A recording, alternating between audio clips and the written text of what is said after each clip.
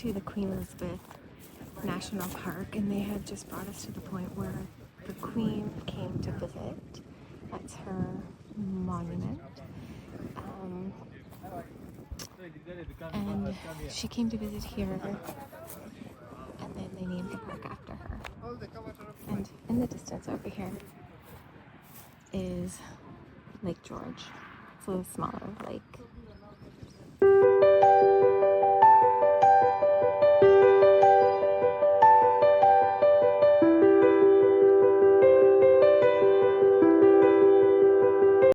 So we just got to the boat that's going to take us to our accommodations and had a visitor.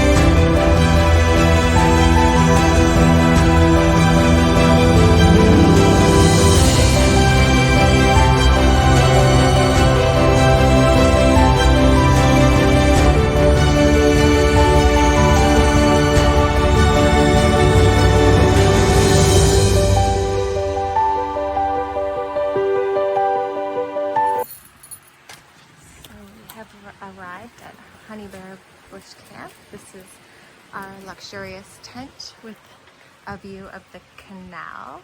And when we arrived here, there was a wild cow and the beautiful plumbing fixture. I am obsessed with this. We have a toilet, and then outside we have a bucket shower, which is very nice, and beautiful linen robes to wear because the temperature here is much warmer than where we just were.